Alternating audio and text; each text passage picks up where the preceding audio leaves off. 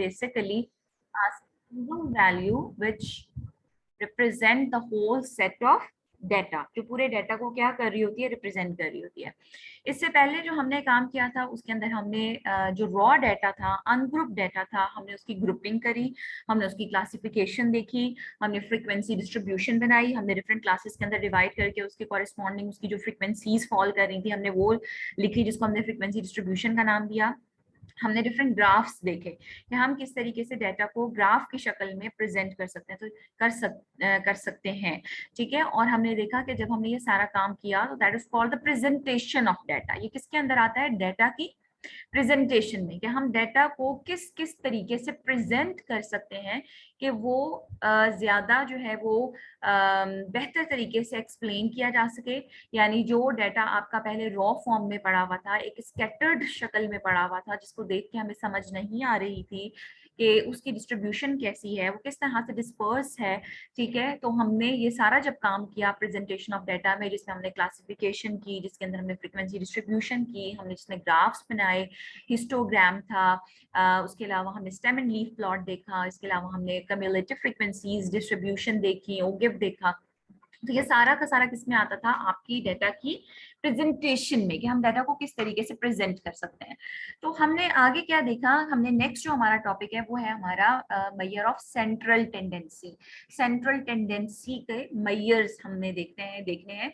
अब देखिए हमारा काम सिर्फ यहाँ पर आके रुक नहीं गया कि हम सिर्फ बस डाटा को प्रेजेंट करें और बस खत्म हो गया काम। No, we have to move on. हमें मजीद मेजर्स फाइंड आउट करने हैं जो कि डाटा को एक्सप्लेन कर सकें, ठीक है। हमने और डिफरेंट चीजें और डिफरेंट मेजर्स जो हैं या करेक्टरिस्टिक्स जो हैं डाटा की, वो कैलकुलेट करनी है, वो मेजर करनी है, या डाटा की खसूसियात जो हैं वो फाइंड आउट करनी है, जो डाटा को क्या कर सकें, एक्सप्लेन कर सकें। उसमें हमारे पास जो सबसे पहला टॉपिक था वो था हमारा मेजर ऑफ सेंट्रल टेंडेंसी का। तो सेंट्रल टेंडेंसी के बहुत सारे मेजर्स हैं, और सेंट्रल टेंडेंसी के जो मेजर्स हैं बेसिकली वो आपको डाटा से एक सिंगल वैल्यू कैलकुलेट करके देते हैं। यानी हम क्या करते हैं, हम डाटा से एक ऐसी वैल्यू कैलकुलेट करते हैं जो कि पूरे डाटा को क्या कर रही होती है, रिप्रेजेंट कर रही होती है, ठीक है। और हमने देखा कि नॉर्मली जब हमारे पास आता है जहन में सेंट्रल टेंडेंसी का मेजर, तो उसमें एवरेज का वर्ड यूज किया जाता है, और एवरेज से हमारे जहन में सिर्फ एक अरिथमेटिक मीन ही आता है, जो कि हम डेली रूटीन लाइफ में इस्तेमाल करते हैं कि हमने जी तमाम ऑब्जर्वेशंस का सम लिया और टोटल नंबर ऑफ ऑब्जर्वेशंस पे क्या कर दिया, डिवाइड कर दिया। जैसे फॉर एग्जांपल मैंने आपको एग्जांपल क्लास में भी दी थी कि हमारे पास अगर 5 लोग हैं इस वक्त और आप सबके मैट्रिक के मार्क्स का मैंने एवरेज निकालना हो, तो मैं क्या करूंगी, आप 5 लोगों से आपके एवरेज, आप लोगों के मैट्रिक के मार्क्स पूछूंगी, उनको मैं ऐड करूंगी और टोटल नंबर ऑफ ऑब्जर्वेशंस के ऊपर कितने लोग हैं जी, कितने लोगों के मैंने मैट्रिक के मार्क्स ऐड किए हैं, 5 लोगों के, तो 5 के ऊपर डिवाइड कर दूंगी, तो वो मेरे पास क्या निकल आएगा, मेरे पास एवरेज निकल आएगा, ठीक है। लेट सपोज आप 5 लोगों के मैट्रिक के मार्क्स हैं, मैंने एवरेज निकाला, लेट सपोज वो 800 आ गया, ठीक है। आपके 5 लोगों के एवरेज के मार्क्स का एवरेज कितना आ गया, 800 आ गया। So what do you mean by 800? क्या आप तमाम 5 लोगों का जो मैट्रिक के मार्क्स हैं वो 800 है, क्या एवरेज ये बता रही है? क्या आप एवरेज मुझे ये बता रही है कि जितने भी 5 लोग हैं उन सब का जो मैट्रिक में नंबर थे वो 800 है? इज इट सो?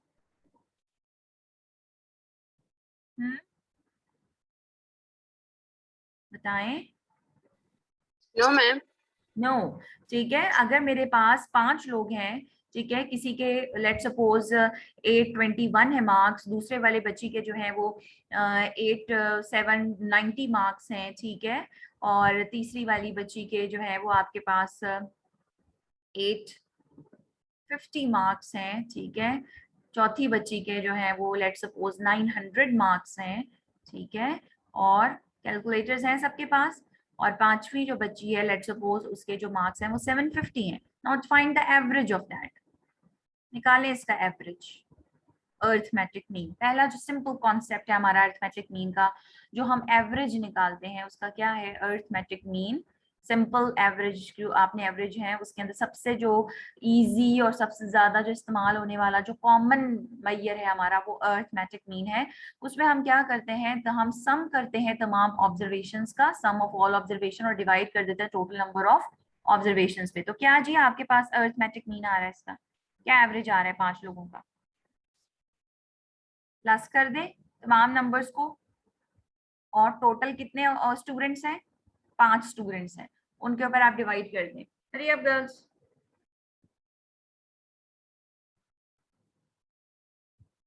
क्या निकल रहा है एवरेज? Be quick.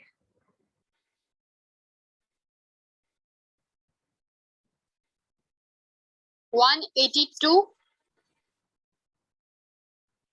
182 और 182, 821 को प्लस करें 790 में, 790 को प्लस करें, ये सारी प्लस कर दें ऑब्जर्वेशंस आपस में।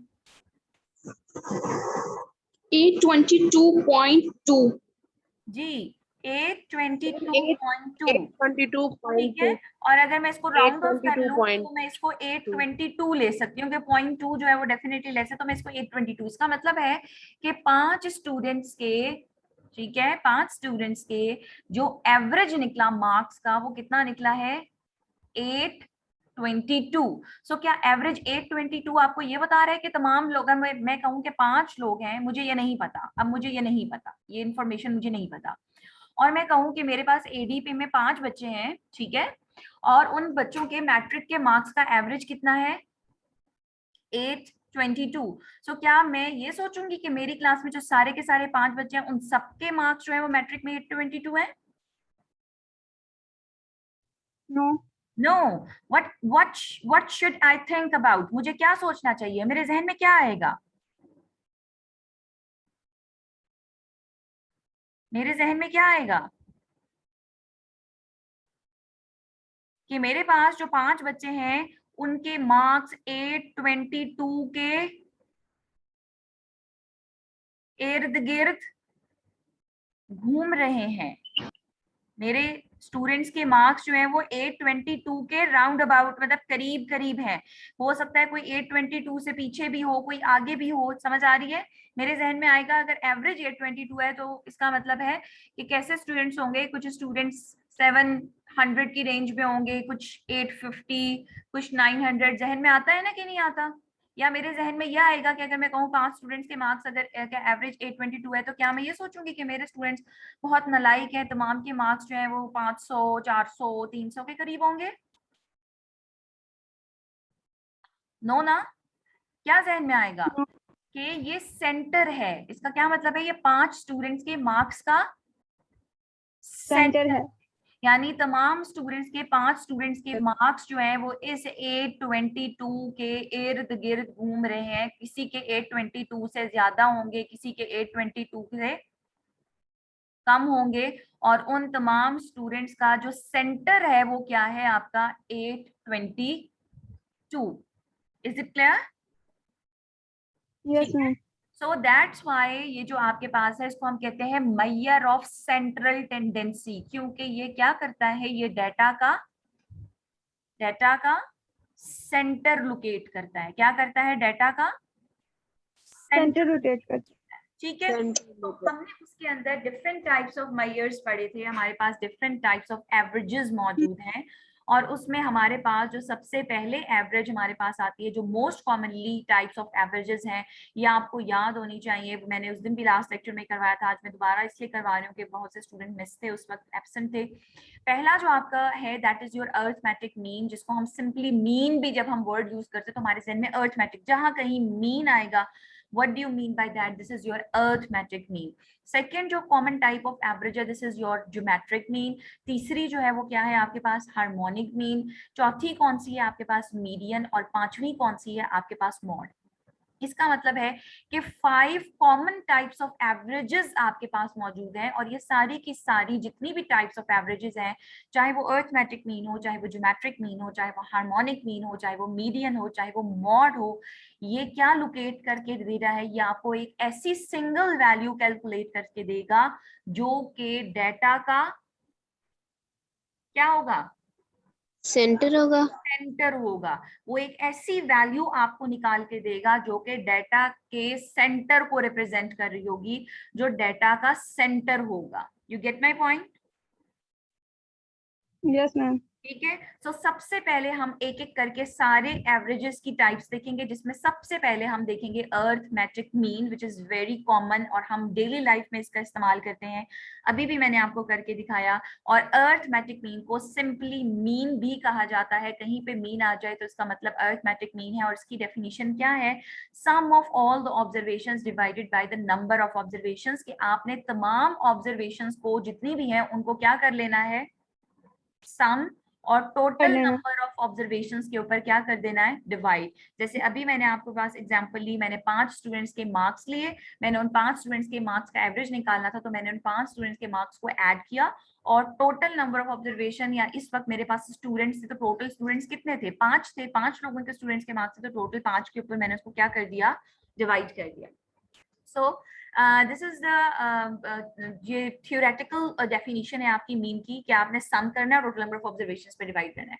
अगर मैं इसको लिखती हूँ जैसे for example in notation form, अगर मैं इसको नोटेशन की शक्ल में लिखती हूँ तो मैं कैसे लिखूंगी? I write summation X, summation show करता है सम को, और एक्स है आपका वेरिएबल। ठीक है, मैंने पहले वेरिएबल्स के साथ आपके साथ काम किया, मैंने आपको वेरिएबल्स बताया मैंने आपको वेरिएबल्स को एक्स के साथ भी रिप्रेजेंट किया जा सकता है, y के साथ भी रिप्रेजेंट किया जा सकता है, और z के साथ भी इसको रिप्रेजेंट किया जा सकता है। ठीक है, सो अगर फॉर एग्जांपल मैं आपको कहती हूँ कि आपके पास जैसे फॉर एग्जांपल ये जो पहले स्टूडेंट के मार्क्स था, ये मैंने रिप्रेजेंट कर दिया किसके साथ? x1 के साथ। सेकंड स्टूडेंट का जो मार्क्स है वो किसके साथ रिप्रेजेंट हो रहा है? x2 के साथ। थर्ड स्टूडेंट का मार्क्स किससे रिप्रेजेंट हो रहा है? x with the subscript 3। चौथे स्टूडेंट का मार्क्स रिप्रेजेंट हो रहा है किसके साथ? Subscript x with the subscript 4। Fifth student का मार्क्स रिप्रेजेंट हो रहा है x विद द सबस्क्रिप्ट 5। तो अगर मैंने मीन निकालना है तो मैं क्या, अगर ये तो मैं वैसे लिख रही हूँ ना 821 + 7, अगर मैं इसको जनरली रिप्रेजेंट करूँ वेरिएबल की शक्ल में, तो how can I right? x1 plus x2 plus x2 plus x3 plus x4 plus x5 plus x5 तक। ओके, इसी तरह मैं लिख नहीं रही क्योंकि मेरे से लिखना थोड़ा सा मुश्किल हो रहा है। तो हम ये सारे के सारे जो x5 तक हैं इनको मैं क्या कर लूंगी? प्लस कर लूंगी। और जो टोटल नंबर ऑफ ऑब्जर्वेशंस है उनको रिप्रेजेंट किया जाता है किसके साथ? n के साथ। मैंने आपको बताया था ना, आपको याद होगा कि जो सैंपल है, सैंपल के अंदर जो टोटल नंबर ऑफ ऑब्जर्वेशन है उसको स्मॉल n के साथ, और जो पॉपुलेशन में टोटल नंबर ऑफ ऑब्जर्वेशन है उनको किसके साथ रिप्रेजेंट किया जाता है? कैपिटल N के साथ। n के साथ रिप्रेजेंट किया जाता कैपिटल है। तो इस वक्त मेरे पास एक सैंपल है, मेरे पास 5 लोगों की, 5 स्टूडेंट्स की एक सैंपल है, तो मैं इसको डिवाइड करूंगी total number of observations in a sample पे। समझ आ रही है बात? ठीक है, now how can I right इस, अब बजाय इसके कि मैं इतना लंबा लंबा लिखूं x1 + x2 + x3 + x4 + x5, so I can use the symbol summation. Summation show करता है किसको? सम को। समीशन किसको शो करता है? सम को। ऑब्जर्वेशंस आपस में या वेरिएबल्स आपस में क्या हो रहे हैं? सम हो रहे हैं। What it? अब मैं किसको सम कर रही हूं? मैं x वेरिएबल को क्या कर रही हूं? सम कर रही हूँ, divided by the total number of observation n। Got it? ठीक है, so I can write these numbers in the column x। मैं x के कॉलम में ये सारे के सारे नंबर लिख सकती हूँ, 821, 790। ओके, मेरा वेरिएबल क्या है? मेरा वेरिएबल है x। 790, 850, 900, 750. So this is the element of x, which is called x1. This is x2, x3, x4, x5, और इस पूरे वेरिएबल की हेडिंग क्या है? x। तो मैं क्या करूंगी? मैं इस कॉलम को क्या कर लूंगी? सम, यानी इस तमाम x वेरिएबल का मैं क्या ले लूंगी? सम। सो समीशन x और total number of observation in a sample is n, और अर्थमेटिक मीन को सिंबल्स में x विद अ बार, इसके ऊपर हम क्या लिखते हैं? बार का साइन डालते हैं। सो x bar is the representing arithmetic mean in a symbol, कहीं पे भी x बार आ जाए मींस कि आप अर्थमेटिक मीन को रिप्रेजेंट कर रहे हैं, x बार। और इसका फॉर्मूला क्या है? Summation x divided by n। What do you mean? कि आपने जितनी भी रॉ वैल्यूज पढ़ी हुई हैं, it's not for the grouped one, it's for the ungrouped one, आपके पास रॉ डाटा पड़ा हुआ है, आपने मीन निकालना है, तो आप तमाम उन वैल्यूज को क्या करेंगे, सम करेंगे और टोटल नंबर ऑफ ऑब्जर्वेशंस के ऊपर क्या कर देंगे, डिवाइड। ठीक है। सो अगर मैं यहाँ पर आपको बताऊं, जैसे फॉर एग्जांपल ये आपके पास है, you have these marks of students obtained, marks obtained by 9 students are given below. आपके सामने raw data पड़ा हुआ है, is it a grouped one or an ungrouped one? Ungrouped. Ungrouped है ना, देखिए कोई ग्रुपिंग नहीं हुई भी, it's an ungrouped data, 9 students के मार्क्स हैं। आपने क्या कैलकुलेट करना है, you have to calculate the arithmetic mean. So we know that the formula of arithmetic mean is represented by x bar, that is equal to summation x. It means these are the variable values of the variable x. ये values किसकी values हैं, ये variable x की values है, और variable x किसको represent कर रहा है, मार्क्स को। वेरिएबल किसको रिप्रेजेंट कर रहा है, यहाँ पे मार्क्स को रिप्रेजेंट कर रहा है। तो मैंने क्या किया, मैंने इन तमाम ऑब्जर्वेशंस को सम किया और टोटल नंबर ऑफ ऑब्जर्वेशंस पे डिवाइड कर दिया, विच इज 9। तो हमारे पास जो एवरेज मार्क्स आया है, आपके पास जो अर्थमेटिक मीन मार्क्स का आया है, वो कितना आया है, 40 marks.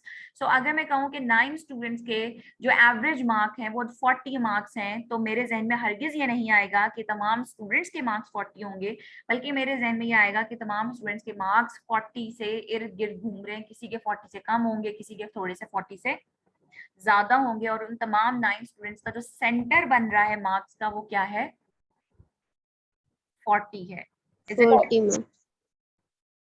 Is it clear? Yes. ठीक है।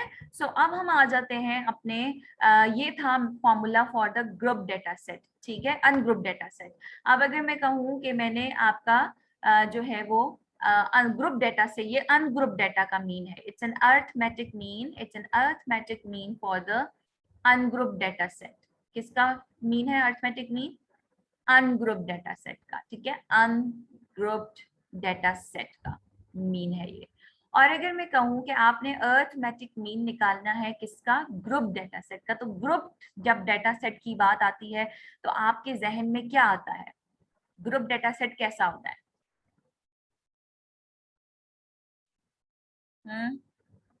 ग्रुपिंग की थी ना, क्लासेस वगैरह बड़ी भी होती हैं। तो फ्रीक्वेंसी डिस्ट्रीब्यूशन, जब भी आपके जहन में ग्रुप डेटा सेट आता है तो आपके जहन में क्या आती है, फ्रीक्वेंसी डिस्ट्रीब्यूशन। आपने फ्रीक्वेंसी डिस्ट्रीब्यूशन बनाई है ना, ठीक है, आपने क्या बनाया, आपके कॉरेस्पॉन्डिंग क्या थी, आपने डिफरेंट क्लासेस के अंदर अपने डाटा को डिवाइड किया और फिर हर क्लास के सामने टेली मार्क्स करके आपने उसकी क्या लिखी है,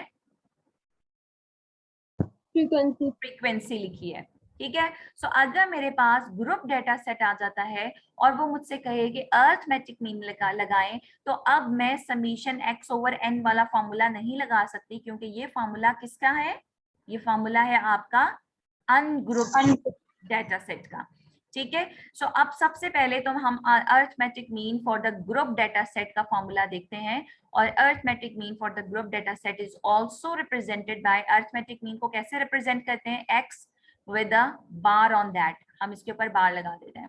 तो अब जो फॉर्मूला होगा, देखें ग्रुप का, अनग्रुप का क्या है, समीशन x। यहाँ पर चूंकि फ्रीक्वेंसी इन्वॉल्व हो जाती है, तो हम x को सम करने से पहले हर x को उसकी फ्रीक्वेंसी के साथ क्या करेंगे, मल्टीप्लाई करेंगे, ठीक है। यहाँ समीशन x है क्योंकि यहाँ फ्रीक्वेंसी नहीं था, इसलिए हमने डायरेक्टली x को सम कर लिया। यहाँ पे हम x को उसकी फ्रीक्वेंसी के साथ क्या करेंगे, मल्टीप्लाई, और फिर हम उसको सम करेंगे और डिवाइडेड बाय, अब यहाँ n नहीं आएगा, अगर n भी लिखूंगी तो क्या मतलब है, यहाँ पे n total number of observations आपको कहाँ से मिलती हैं, किससे मिलती हैं, फ्रीक्वेंसी के सम से। जितनी टोटल फ्रीक्वेंसी होती है इट मींस उतनी ही आपके पास टोटल नंबर ऑफ ऑब्जर्वेशंस होती हैं। सो अब यहाँ पे n के बजाय यहाँ पर क्या आ जाएगा, समीशन f आ जाएगा, ठीक है। अब आप कहेंगे कि यहाँ पर x कैसे आएगा, यहाँ तो हमें क्लासेस गिवन होती हैं, जैसे फॉर एग्जांपल 20 से लेकर 24 तक आपकी पहली क्लास है, ठीक है, अगली क्लास आपकी 25 से 29 तक है,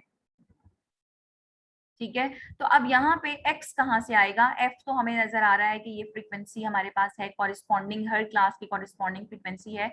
सो मैंने आप लोगों को मिड पॉइंट्स निकालना बताए थे, याद है आप लोगों को, you take the mid points. So इसका मिड पॉइंट क्या होगा, जिसको हम x के साथ रिप्रेजेंट करते हैं। सो इसका मिड पॉइंट क्या है आपके पास 22।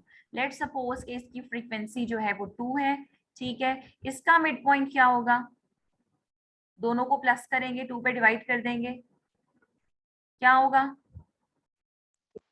27, ठीक है। लेट्स सपोज इसकी फ्रीक्वेंसी है आपके पास 3, ठीक है। इसी तरह नेक्स्ट क्लास से आपके पास 30 से 34 तक, मैं 3 ही क्लास से ले रही हूँ आपकी आसानी के लिए समझा दूं जल्दी से।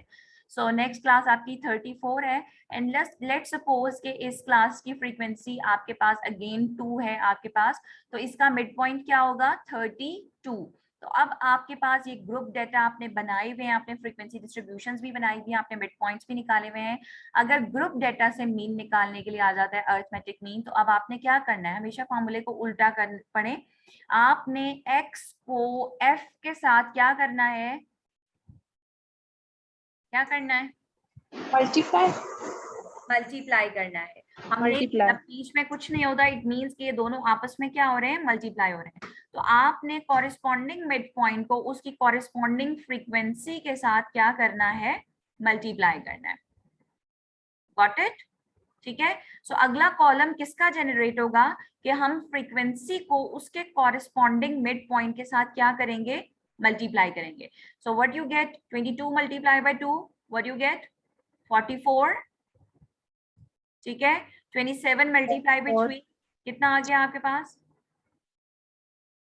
61, no 7 3s are 21, you do the 6 7 8 81, और ये कितना आ गया आपके पास 64, ओके, ठीक है।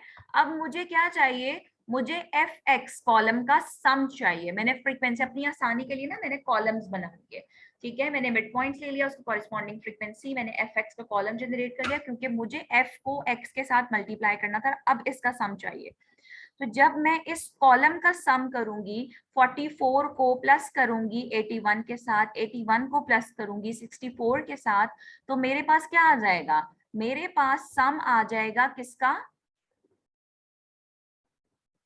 एफ एक्स कॉलम का। जैसे ये समीशन एफ, ये समीशन एफ क्यों है, क्योंकि ये फ्रीक्वेंसी के कॉलम का क्या दे रहा है, सम दे रहा है। मैंने 2 को प्लस किया 3 के साथ, 3 को प्लस किया 2 के साथ, तो मेरी टोटल फ्रीक्वेंसी कितनी आ गई 3 4 5 6 7। इसका मतलब है टोटल नंबर ऑफ ऑब्जर्वेशंस कितनी है 7, और समीशन एफ एक्स कितना आ रहा है आपके पास, सम करें जरा जल्दी से, कैलकुलेटर्स है सबके पास, 189, ठीक है। सो अब मैंने 189 को, ये मेरे पास समीशन एफ एक्स आ गया, दिस इज द फॉर्मूला। आपने 189 को टोटल फ्रीक्वेंसी, जो कि टोटल नंबर ऑफ ऑब्जर्वेशंस कितनी है जी आपके पास, यू हैव 7 ऑब्जर्वेशंस, आपने उसके ऊपर इसको डिवाइड कर दिया। जब आप इसको डिवाइड करेंगे तो क्या आ रही है अरिथमेटिक मीन की वैल्यू, डिवाइड करें 189 को 7 पे, yes 27 जी। Okay, so your arithmetic mean is 27. You get it? So this is the formula for the group data set. आप group data में समीशन x over n नहीं लगाएंगे, क्योंकि हमारे पास फ्रीक्वेंसी इन्वॉल्व हो गई है, ठीक है। और मैंने आपको बताया था कि जब हम, जी बेटा, मैम ये जो 30 से 34 तक क्लासेस हैं, इसमें मैम आपने खुद सपोज करके फ्रीक्वेंसी लिखी है? जी मैंने सपोज कर लिया, मैंने डाटा खुद से ले लिया है। आपके पास जो डाटा होगा आप उस डाटा के साथ काम करेंगे। मैंने आपको समझाने के लिए एक छोटा सा डाटा ले लिया, ठीक है। और मैम ये टोटल नंबर ऑफ ऑब्जर्वेशन जो आप कह रही हैं कि 7 है, ये कैसे, देखिए ये भी सपोज, नो, ये मैम सॉरी प्लस करके फ्रीक्वेंसी है ना, 20 से 24 के दरमियान कितनी ऑब्जर्वेशंस फॉल कर रही हैं, 2। 25 से 29 कितनी ऑब्जर्वेशंस फॉल कर रही हैं, 3, 30 to 34 कितनी कर रही हैं? 2. तो इट मीन्स कि टोटल नंबर ऑफ ऑब्जर्वेशंस कितनी हो गई? 2 + 3 + 2 कितना हो गया? 7. प्लीज ये गलती नहीं कीजिएगा, स्टूडेंट्स ये करते हैं कि क्लासेस काउंट कर लेते हैं, ठीक है? फ्रीक्वेंसी के बजाय क्या लिख लेते हैं? क्लासेस। कितनी क्लासेस हैं जी? हमने कितनी क्लासेस बनी है? 3 बनी है। तो वो समीशन एफ के बजाय, चूंकि अनग्रुप का कॉन्सेप्ट जहन में होता है कि वहां पे टोटल नंबर ऑफ ऑब्जर्वेशंस, क्योंकि फ्रीक्वेंसी नहीं होती ना, तो एन का कॉन्सेप्ट रखते हुए वो क्लासेस लिख लेते हैं। जैसे यहाँ पे समीशन एफ में वो 7 के बजाय कितने पे डिवाइड कर देंगे? 3 पे डिवाइड कर देंगे। सो प्लीज ये गलती नहीं करनी है। हमारे पास फ्रीक्वेंसी मौजूद है, हमें पता है कि हमारी टोटल नंबर ऑफ ऑब्जर्वेशंस कितनी है? 7 है, और उन 7 ऑब्जर्वेशंस का जो सम आया है वो कितना आया है? 189, ठीक है? अब ये कुछ स्टूडेंट्स जो उस दिन आए थे, मैंने बड़ा क्लियरली ये बात आपको समझाई थी कि जब भी आप फ्रीक्वेंसी डिस्ट्रीब्यूशन बनाते हैं तो उसका एक डिसएडवांटेज है। क्या डिसएडवांटेज है फ्रीक्वेंसी डिस्ट्रीब्यूशन बनाने का?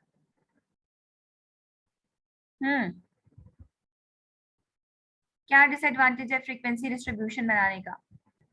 जल्दी। मैम हम उसे की असल वैल्यू को लॉस कर देते हैं। जी, हर ऑब्जर्वेशन अपनी पर्सनल आइडेंटिटी को क्या कर देती है? लॉस कर देती है।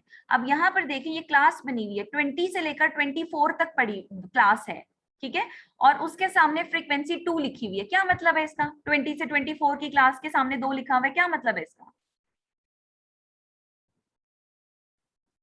क्या मतलब है इसका कि 20 to 24 दो सामने लिखी हुई है frequency? What do you mean by that? दो क्लासेस और ऐड है। हाँ, इसमें 2 क्लासेस और ऐड है। 2 क्लासेस और ऐड है? नो, यानी नो, जो इसमें ये लिखा हुआ है कि 20 और 24 के बीच में जितने भी 24 के दरमियान आपका डेटा सेट इस तरह पड़ा हुआ था ना, रॉ फॉर्म में पड़ा हुआ था ना। 7 ऑब्जर्वेशन पड़ी हुई है। कैसे पड़ी हुई है? मैंने अभी नहीं है वो मेरे पास, ठीक है, लेकिन मैं आपके लिए लिख रही हूँ। जैसे 20 है, 21 है, ठीक है, 27 है, 25 है, ये डेटा था मेरे पास। 29 है, 29 है, 30 है, ठीक है, और फिर 32 है। कितनी हो गई है? ये 7 ऑब्जर्वेशन थी, ठीक है। मैंने क्लासेस बना दी। अब देखिए मैंने 20 to 24, क्या मतलब है इसका 20 to 24 का? कि 20 से 24 के दरमियान कितनी ऑब्जर्वेशंस थी मेरी डेटा सेट की? 2। नजर आ रही है ये 20 और 21। 21। यानी क्या मतलब हुआ कि इसका मतलब है कि 20 से 24 के दरमियान कितनी ऑब्जर्वेशंस डेटा सेट की फॉल कर रही हैं? डेटा की फॉल कर रही हैं 2 ऑब्जर्वेशंस। 25 से 29, 25, 26, 27, 28, 29, इस रेंज के दरमियान जो नंबर ऑफ ऑब्जर्वेशंस फॉल कर रही हैं वो कितनी फॉल कर रही हैं? 3। कौन कौन सी है? 27, 25 और 29। और 30 to 34 कितनी ऑब्जर्वेशंस फॉल कर रही हैं? 2। 30 और 32। ये अभी मैंने आपके लिए लिखा है। सोचे मुझे ये चीज नहीं दी हुई, मुझे नहीं पता, मेरे सामने क्लासेस मौजूद है, मेरे सामने फ्रीक्वेंसी मौजूद है, मेरे जहन में क्या आएगा कि 20 से लेकर 24 के दरमियान 2 ऑब्जर्वेशंस हैं, लेकिन वो 2 ऑब्जर्वेशंस कौन सी हैं मुझे नहीं पता, क्योंकि मुझे ये नहीं पता। What my point? ठीक है, वो 2 ऑब्जर्वेशंस, इस रेंज में 2 ऑब्जर्वेशंस हैं, लेकिन वो कौन सी हैं मुझे नहीं पता, क्योंकि हर ऑब्जर्वेशन अपनी पर्सनल आइडेंटिटी लॉस कर चुका है, ठीक है। मैंने एज्यूम कर लिया कि वो 2 ऑब्जर्वेशंस कौन सी हैं? 22 है, ठीक है। वो 2 ऑब्जर्वेशंस कौन सी हैं? वो 2 ऑब्जर्वेशंस मैंने ले ली 22,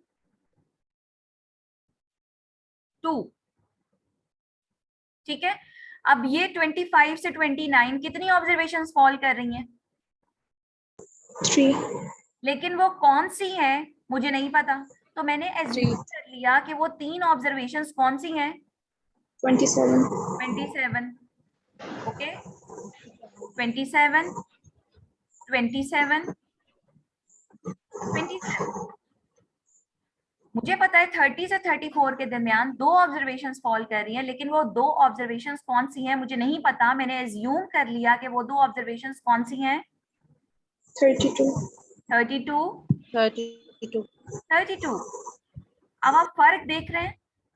This is your actual data and this is what I am assuming from my classes, from my frequency distribution. Actual 20 और 21 थी, मैं क्या ले रही हूँ 22।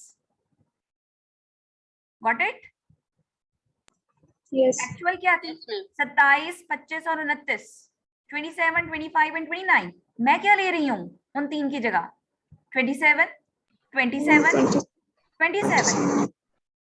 वो 2 ऑब्जर्वेशंस कौन सी थी जो 32, 34 लाई कर रही थी, जो एक्चुअल थी 30, 32। मैं क्या ले रही हूँ 32, 32। Got it? तो जब आप फ्रीक्वेंसी डिस्ट्रीब्यूशन आपको दी जाती है और आपको ये नहीं दिया हुआ, जो फ्रीक्वेंसी डिस्ट्रीब्यूशन जब बनी भी दी जाती है, तो क्या होता है फ्रीक्वेंसी डिस्ट्रीब्यूशन बनाने से कि आपकी हर ऑब्जर्वेशन अपनी पर्सनल आइडेंटिटी को उसने क्या कर दिया, इधर आके लॉस कर दिया। मुझे ये पता है कि इस रेंज में 2 हैं, लेकिन वो 2 कौन सी हैं एक्चुअल वो नहीं पता। तो मैंने एज्यूम कर लिया कि वो 2 जो है वो इनका सेंटर ले लिया कि 2 ऑब्जर्वेशन जो है वो इनका सेंटर है, क्या है 22। वो 3 ऑब्जर्वेशन क्या है, अब एक्चुअल तो नहीं पता कि मैं खुद से ले लूं 25, इस रेंज में से कोई सी भी 3 उठा लूं। मैंने बेहतर ये समझा कि मैं इस रेंज का क्या उठा लूं, सेंटर उठा लूं। तो मैंने इन दोनों को प्लस किया और 2 पे डिवाइड किया और एज्यूम कर लिया कि वो तीनों ऑब्जर्वेशंस क्या हैं 27। मैंने एज्यूम कर लिया कि वो दोनों ऑब्जर्वेशंस क्या हैं 32। तो अब मुझे करना क्या चाहिए था, मुझे इन सबको प्लस करना चाहिए था, ऐसा ही है ना? ठीक है, तो बजाय इसके कि मैं 22 प्लस 22 करती, मैंने 22 को 2 के साथ क्या कर दिया, डिवाइड मल्टीप्लाई। multiply 22 को 2 के साथ क्या कर दिया, मल्टीप्लाई। 22 प्लस 22 भी तो 44 ही आना था। 22 मल्टीप्लाई बाय 2 भी क्या आ रहा है 44 बजाय इसके कि मैं 27 प्लस 27 प्लस 27 करती, मैंने क्या किया, मैंने 27 को 3 के साथ क्या कर दिया, मल्टीप्लाई। मल्टीप्लाई 32 प्लस 32 भी 64 ही आता, मैंने 32 को 2 के साथ क्या कर दिया, मल्टीप्लाई मल्टीप्लाई। समझ आ रही है बात? अब 2 Yes. ऑब्जर्वेशंस का सम, पहली 2 ऑब्जर्वेशन का 44 अलहदा हो गया, अगली वाली 3 ऑब्जर्वेशंस का सम अलहदा हो गया, अगली 2 ऑब्जर्वेशंस का सम अलहदा हो गया। अब चूंकि मुझे तो इन तमाम ऑब्जर्वेशंस का इकट्ठा सम चाहिए, तो मैं अगेन इन तमाम को आपस में क्या कर दूंगी, Yes. कर दूंगी। बात समझ आ रही है? अभी डेटा छोटा है, आपने क्लासेस बनाई, आपने देखा ना कितनी बड़ी बड़ी क्लासेस बनती हैं, नंबर ऑफ क्लासेस Yes, देखे ma'am. आपने, फ्रीक्वेंसी भी बहुत ज्यादा होती है, नंबर ऑफ क्लासेस भी बहुत ज्यादा होती हैं। अभी तो सिर्फ मैंने 3 बनानी है आपके समझने के लिए। सो उसके लिए आसान ये है कि हम मिड पॉइंट्स निकालें, उसकी कॉरेस्पॉन्डिंग फ्रीक्वेंसी के साथ मल्टीप्लाई कर लें और फिर एंड पे जाके इस पूरे कॉलम का सम कर लें। तो ये जो सम है बेसिकली समीशन एफएक्स, ये बेसिकली आपको उन तमाम ऑब्जर्वेशंस का क्या दे रहा है, सम दे रहा है। उन तमाम ऑब्जर्वेशंस का क्या दे रहा है, सम दे रहा है। Some जैसे ये 189 कितनी ऑब्जर्वेशंस का सम दे रहा है, 7 ऑब्जर्वेशंस का क्या दे रहा है, some there. सम दे रहा है। तो मैंने क्या किया, क्योंकि मुझे अरिथमेटिक मीन चाहिए और अरिथमेटिक मीन का क्या फॉर्मूला, यही है ना, sum of all observations divided by the total number of observations. तो यहाँ पे तमाम ऑब्जर्वेशंस का सम कितना है 189 और टोटल नंबर ऑफ ऑब्जर्वेशंस कितनी है 7 ठीक है। तो मैंने इसको फॉर्मूला ग्रुप डेटा में क्या हो जाता है, समीशन एफ एक्स, क्योंकि समीशन एफ एक्स अब आपको तमाम ऑब्जर्वेशंस का सम दे रहा है और समीशन एफ अब आपको टोटल नंबर ऑफ ऑब्जर्वेशंस दे रहा है। गॉट इट और नॉट? Yes, ma'am. समझ आ गई है? ठीक है। जब अनग्रुप डेटा सेट होता है उसमें कोई फ्रीक्वेंसी नहीं होती, सामने डेटा पड़ा हुआ है, कोई ऑब्जर्वेशन अपनी पर्सनल आइडेंटिटी को लॉस नहीं कर रही, इसलिए मैंने तमाम ऑब्जर्वेशंस को सम किया और टोटल नंबर ऑफ ऑब्जर्वेशंस के ऊपर क्या कर दिया, डिवाइड। ग्रुप डेटा सेट में हर ऑब्जर्वेशन अपनी पर्सनल आइडेंटिटी को लॉस करती है, इसलिए मैंने मिड पॉइंट्स लिए, मिड पॉइंट्स को किसकी कॉरेस्पॉन्डिंग फ्रीक्वेंसी के साथ मल्टीप्लाई किया और फिर उन तमाम को सम किया ताकि मुझे टोटल सम मिले और divided by the summation F which is the total number of observations in the data set, उसके ऊपर मैंने डिवाइड कर दिया, तो ये भी मुझे अरिथमेटिक मीन ही दे रहा है।